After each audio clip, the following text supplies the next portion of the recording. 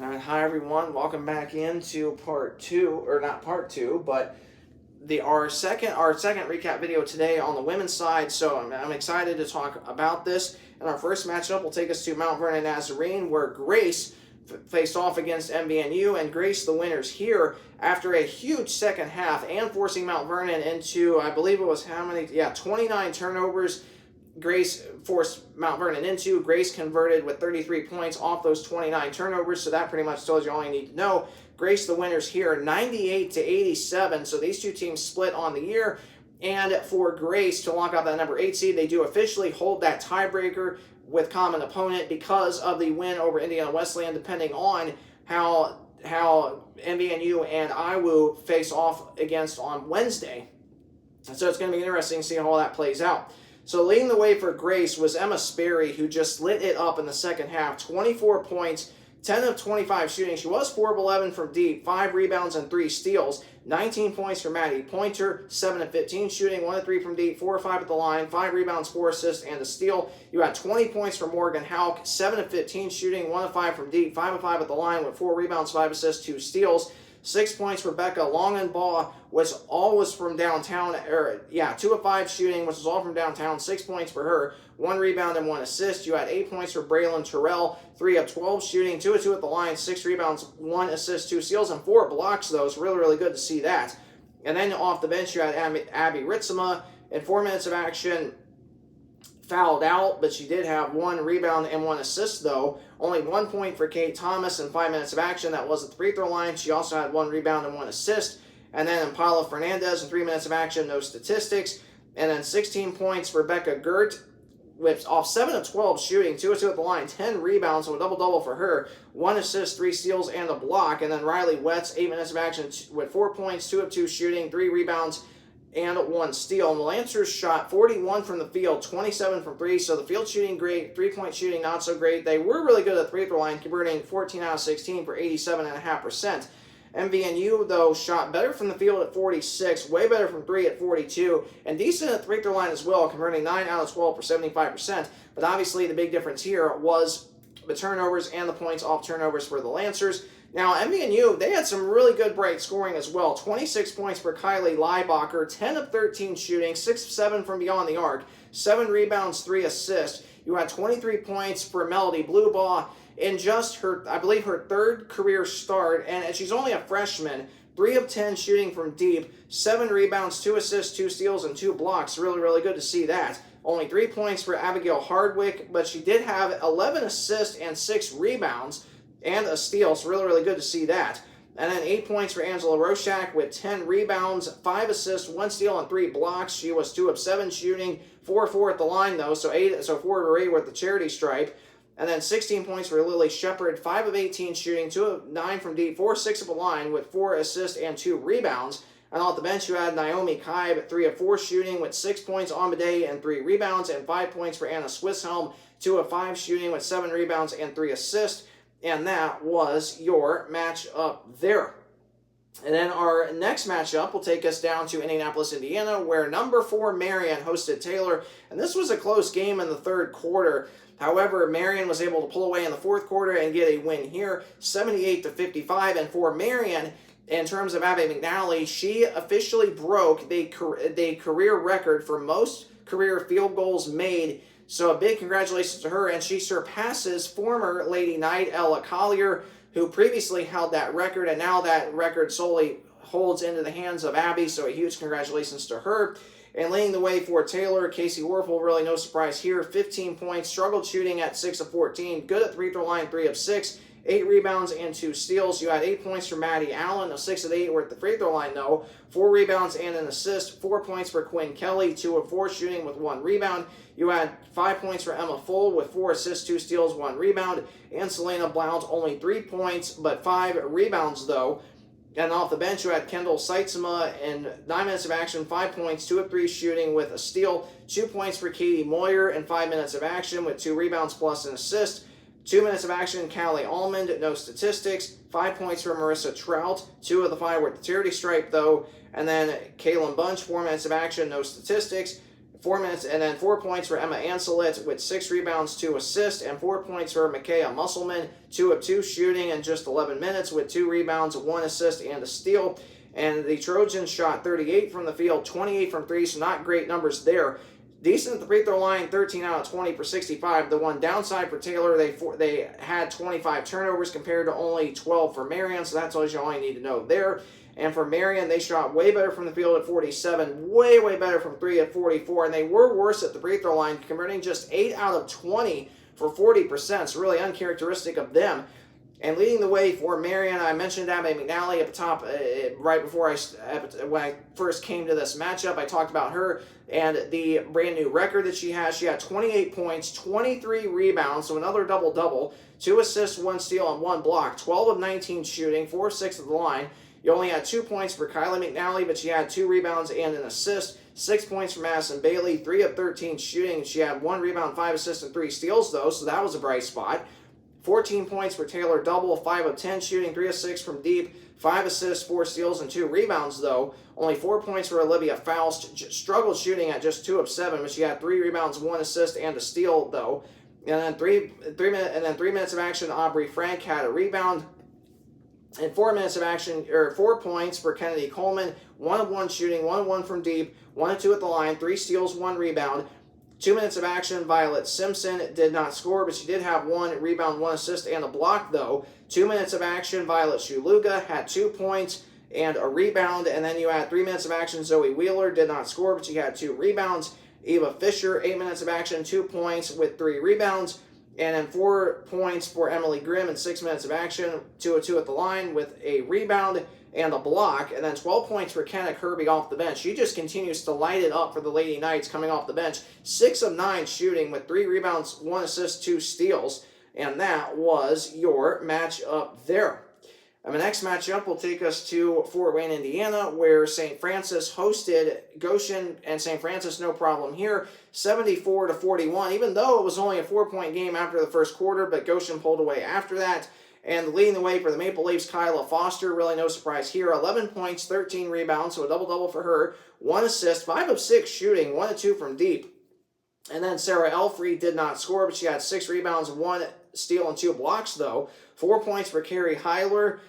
And then you had 7 points for Ava Egoff with 1 rebound, 1 assist. Only 3 points for Lillian Nall with 1 rebound, 1 assist. And off the bench, you had Policia Islam, but no statistics. 5 points for Nyesha Goss with 2 assists and a rebound. 7 points for Kyla Smith at 9 minutes of action. 3 of 3 at the line. 2 of 2 shooting with a rebound. And then 4 points for Lucia Luke Morales. 2 of 2 shooting. 4 rebounds, 2 assists. And Goshen shot 35 from the field. Just 10% from 3. And decent at free throw line. 7 out of 11 for 63. And for St. Francis, they shot way better from the field at 52. They were better from 3, albeit by not a lot, at 25. And they were extremely better at the free throw line, converting 13 out of 14 for 92.9%. And leading the way for St. Francis was Taylor Fordyce, 15 points, 6 of 10 shooting, 3 of 3 at the line, 3 rebounds, 1 assist, 1 steal for Fordyce. So really good to see that. Again, 15 points for her. You had 10 points for Julia Mantala, 4 of 8 shooting, 2 of 5 from deep with 2 steals. You had only 2 points for Samaya Stout with 2 rebounds, 1 assist, 1 of 1 shooting. 11 points for Isabella Gizzi, 4 of 8 shooting, 1 of 3 from deep, 2 of 2 at the line, 3 rebounds, and a steal. And now I will mention Callie Gregory. I said her name a minute ago too early, but now I can talk about her. 11 points for Callie Gregory, 4 of 10 shooting, 3 of 3 at the line. She had 5 rebounds, 2 assists, a steal, and a block as well. So really good to see that. And then off the bench, you had Addison Bowsman getting her first playing time, I believe, this year. 4 points for her, 2 of 2 at the line, 2 rebounds, 1 assist, 3 points for Diona Craig. In 7 minutes of action, 1 of 1 shooting, 1 of 1 at the line, 3 rebounds, 4 points for Ashley Cox, 2 of 7 shooting, 1 rebound, 1 block as well. 4 points for Emma Royce, 2 of 2 shooting with a rebound, an assist, and 2 steals. And 10 points for Allison Show, all 4 of 6 shooting, 2 of 2 at the line with 2 rebounds and a steal. And that was your matchup there. The next matchup will take us to Huntington, Indiana, where Receiving Votes Huntington faced off against Bethel, and Bethel with the huge upset here And this is the first time, I believe, in 16 or 17 years, I want to say, since the Lady Pilots have swept the Lady Foresters. So a huge, huge win for Bethel. They sweep Huntington this year. So, man, what a job. And what an amazing win for them, especially for head coach Scott Paulsgrove, his assistant Austin Hawkins. This is a major, major win for the Pilots. Now, of course, they're still on the bubble for nationals. Even with these 2 wins against Huntington, which are really the only 2 quality wins Bethel has had this year, I still don't think it is enough for them. But still, having 2 wins against a very good quality opponent in Huntington and a team that I arguably definitely would say would be in the national tournament, no question about that, especially being 6-3 against teams in the North Arc. I definitely think Huntington is locked in, no question about that. But still, for Bethel, a huge quad 1 win, even though they still need some quad 1 wins moving forward these last 4 games if they want an outside chance at getting an at-large bid, which again, I still don't think that would be enough unless they ran the table the rest of the regular season and the league tournament. We'll see how all that plays out. But the Pilots, the first time these 2 teams met, the Pilots won 67-62 and 64-59 this time. So both times this year, a 5-point win for Bethel. And leading the way for Bethel was Isabel Scales, 22 points, 8 of 17 shooting, 2 of 2 from deep, 4 of 5 at the line, 4 rebounds, 2 steals for her. Only 3 points for Olivia Nickerson. She struggled shooting at just 1 of 7. But she had 3 rebounds and a block, though. You had 14 points for Jasmine Smith, 6 of 13 shooting, 2 of 3 at the line, 8 rebounds, 1 assist, and 6 steals. So really, really good to see that. And then you had 6 points for Isabella No, now 4 of 6 were at the free throw line, though. 4 rebounds, 2 assists, and a steal for her. Only 7 points for Mariah Claywell. She was 3 of 10 shooting, 1 of 4 from deep. She had 5 rebounds, 3 assists, a steal, and a block, though. So really, really good, really good to see that. And then off the bench, 4 points for Hannah Ruddle, 2 of 3 shooting with 1 rebound, 2 assists, and a block. You had 3 points for Jocelyn Marshall in just 8 minutes of action, 1 of 3 shooting, 1 of 1 from deep. 4 points for Justice Williams, 2 of 5 shooting, 3 rebounds, 1 assist. And then 1 point for Love Rain Gaskins in just 7 minutes. That was at the free throw line, 2 rebounds for her. And then Annabelle Wilhite, 3 minutes of action, no statistics. And the Pilots shot 38 from the field, 36 from 3, and decent at the free throw line, 12 out of 20 for 60%. And the Foresters shot slightly better from the field at 40, were way worse from 3 at just 13%. Another one bright spot for the Foresters, they were really good at the free throw line, converting 15 out of 19 for 78%. And leading the way for the Foresters was Liv Raby, 22 points. Now, 8 of the 22 were at the free throw line, though. She had 8 rebounds, 1 assist, 1 steal, 7 of 10 shooting from the floor, so really, really good to see that. 13 points for Addie Shank, 6 of 11 shooting. She had 14 rebounds, so another double-double. 3 assists, 1 steal, and 2 blocks. Tegan Akers did not score, but she had 2 rebounds and 2 steals, though. You had 11 points for Annika Nelson, 2 of 4 from deep, 1 of 2 at the line, 6 rebounds, 1 assist, and a steal, plus 2 blocks. Really, really good to see that. And then 5 points for Kendra Sheets, 2 of 6 shooting, 2 rebounds, plus 1 assist. And off the bench, 2 points for Izzy Shepard. That was at the free throw line, though. 1 assist, 2 steals for her. 2 points for Peyton Hartsoe in just 5 minutes of action. That was also at the free throw line. 2 rebounds for her. Kendall Yoakum did not score, just shot 0 of 4. So really, really uncharacteristic to see that. 2 rebounds and an assist plus a block for her. And 4 points for Lauren Merritt in just 7 minutes of action. 2 of 2 shooting plus with a rebound. And that was your matchup there. And the final matchup takes us to Spring Arbor, Michigan, where receiving votes Indiana Wesleyan faced off against number 18 Spring Arbor. And for the Wildcats, they have now suffered back-to-back overtime losses. However, for the Wildcats, they were down 15 points at one point in this game. Now, the big downside, they were forced into 30 turnovers, which was a season high, surpassed the previous season high of 25 that they were forced into against Grace last month at home. So obviously, that not great at all for that. However, for the Wildcats, they gave it all they had, and to give number 18 a run for their money at their place on the road.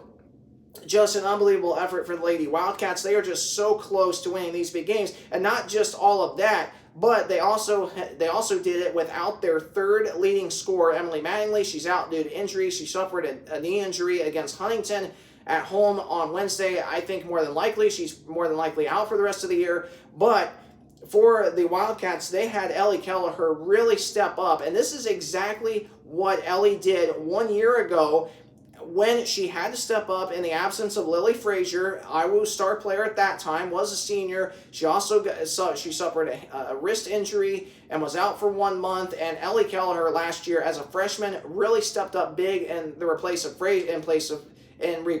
Frazier, I should say. And Kelleher is going to have to do the same thing again these last 4 games. In the absence of Mattingly, Kelleher is really going to have to step it up. And if the Wildcats want an outside chance as an at-large bid into the national tournament, again, I'm kind of still skeptical on that, especially at this point. However, nothing's impossible with God, so we all know that. But it's going to be interesting to see how all of it plays out. But at the very least, if they don't make the national tournament, you at least want to see some of these bench players step up, especially in these final 3 games at home against Mount Vernon Nazarene Wednesday, number 4 Marion next Wednesday, and then senior day against Bethel the following Saturday on the 21st to end the regular season. So that's most of all what you want to see. You want to see as many home wins as you can these final 3 games at home this year, barring a miracle, which again, more than likely, these final 3 games are going to do it for this season at home in Lucky Arena, because next year we're supposed to be in a brand new facility at IWU, so I'm really excited about that, see how all that plays out. But again, this has been a kind of a weird season for the Lady Wildcats, but still, they haven't quit, and they played some really good teams tough, and they have, of course, the 2 major upset wins against St. Francis. So again, we'll see how all of it plays out, that's for sure. So for the Wildcats, leading the way was Addie Hovey for the Wildcats yesterday. 15 points, 14 rebounds. What a job by the young freshman. She also had 1 assist and 2 blocks. 5 of 9 shooting, 4 of 6 from the line. You only had 5 points for Kylie Bettinger, but she had 3 rebounds, 1 assist, and a steal. 12 points for Ayla Krieger, 4 of 9 shooting, 4 of 5 at the line, 5 rebounds, 2 assists, a steal, and a block. You had 6 points for Jade Hovey, 3 of 4 shooting. She also had 1 assist and 2 steals, though. Only 2 points for Tori Thompson, but she had 3 rebounds, 2 assists, and a steal. And off the bench, Haley Amy, no statistics. Corinne Grivey, 4 points, 2 of 3 shooting with a rebound plus a steal. 7 points for Mila Browning. Now 4 of the 7 were at the free throw line, though. And then the big one was Ellie Kelleher. Now 6 of the 12 were at the free throw line, though. However, she was 3 of 10 shooting, and she had 5 rebounds, 2 assists, 4 steals, and a block. And this is the Ellie Kelleher that we saw 1 year ago when Lily Frazier got hurt. So I really hope Ellie will step it up these last 4 games. I'm really excited about being back there at home on Wednesday night, supporting them against Mount Vernon Nazarene. It's going to be an awesome game, and let's get a big-time win, that is for sure. And again, I'm not trying to be biased in these videos. I'm trying to stay as professional as possible, and yes, I am a big fan of Indiana Wesleyan. They're my favorite team, and I have lots of friends, with the girls on the team, know the whole entire coaching staff. So again, I'm not trying to be biased, but I'm definitely excited about the game Wednesday, and this team could really use a good quality win. Now, again, in terms of Mount Vernon being the 2nd worst team in the conference, it wouldn't be a big quality win, but to me, it would be a big win nonetheless, and build them confidence and momentum going into the final 3 games of the regular season. And the Wildcats, I mentioned their turnovers earlier. They forced Spring Arbor into 20 turnovers. The Wildcats didn't shoot the ball bad from the field at 43, struggled from 3 at just 17. They were really good at the free throw line, converting 18 out of 21 for 85. Spring Arbor was slightly worse from the field at 39, slightly better from 3 at 23, and slightly worse at the free throw line, but still not too terribly bad, 16 out of 21 for 76.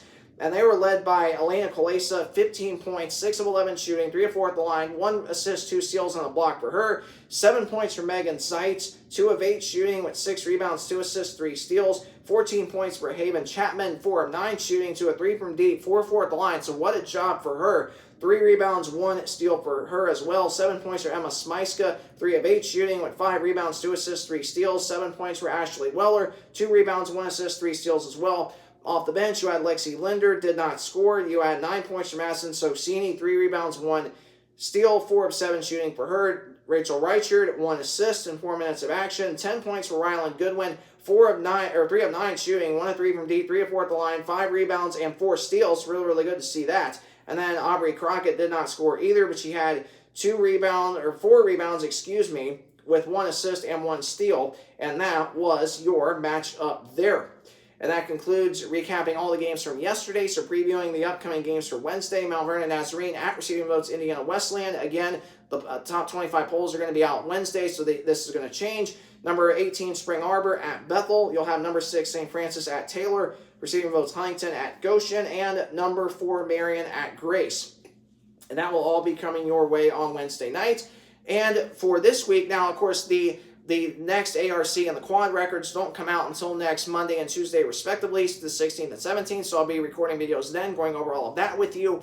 And tomorrow, the new RPI numbers are going to be out, and I will be recording a video tomorrow going over that. So make sure that you stay tuned for that. And looking at the updated standings, with 4 games to go in the regular season, you still have a really tight race, really all the way around. Marion and St. Francis still tied for that number 1 seed at 12-2. Spring Arbor right behind them, solely the 3 seed at 11-5. Good news for Spring Arbor, 1 more win for them, or 1 more loss by Huntington. Spring Arbor officially clinches no worse than that number 3 seed. Marion and St. Francis, it more than likely comes down to when they play each other next Saturday to determine who the number 1 and the number 2 seed will be. Huntington, the 4 seed at 9-5. Now for Huntington, 1 more win or 1 more loss by Bethel and as well as Indiana Wesleyan, Huntington officially would clinch that number 4 seed and get the final spot for hosting a home playoff game on Tuesday, February 24th. And then Bethel and Indiana Wesleyan tied for the 5 seed at 7-7 right now in the conference. However, technically that tiebreaker right now would favor Indiana Wesleyan because they beat Bethel the first time, and the Wildcats would officially hold that common opponent tiebreaker with sweeping St. Francis, and the Lady Pilots got swept by St. Francis. So technically, IWU would still be that number 5 seed right now. Bethel would be the 6 seed at 7-7, 1 game ahead of Taylor, who is solely the 7 seed right now at 6-8. They are 3 games ahead of Grace at 3-11. So more than likely for Taylor, they are going to need 1 more win or 1 more Grace loss, and that would officially clinch Taylor no worse into that number 7 spot. And Mount Vernon Nazarene, 1 game behind Grace at 2-12, and 2 games behind Grace at 1-13 is Goshen. So more than likely right now for Goshen and Mount Vernon Nazarene, they are going to need really 3 out of the last 4 games or hope Grace loses 3 out of the last 4. And that would be the only way that either Mount Vernon Nazarene or Goshen would make the league tournament and be that number 8 seed and get that final league tournament playoff spot. And for the Lady Wildcats of Indiana Wesleyan, 1 more win by them or 1 more loss by Grace would officially lock the Lady Wildcats in no worse than the 7 seed. And now for the Wildcats, more than likely, they are going to be playing Bethel for the number 5 and the number 6 seed. So at this point, that is how the league playoff race is shaping up to be, at least between those 2 teams. For the 5 and the 6, Taylor's looking really, really good to lock the 7. Grace is looking really, really good to lock the 8. Huntington looking really, really good to lock the 4. Spring Arbor looking just as good to lock the 3. And then the only 2 seeds left up for grabs, or really the only 4 seeds left up for grabs, would be for that number 1 spot between Marion and St. Francis, and for that number 5 and 6 spot between Bethel and Indiana Wesleyan. So that is how the playoff race is looking as of right now. So if you did enjoy this video, please either like, comment, or subscribe. Any one of those options helps me out greatly. I truly appreciate any feedback that you may provide me. And I really enjoyed doing this video with you. I hope it was super helpful to you. And if you did enjoy it, again, please either like, comment, or subscribe. Any one of those options helps me out greatly. Thanks so much for tuning into this video. Have a great rest of your day, and I will see you tomorrow recapping or going over the updated RPI numbers. God bless.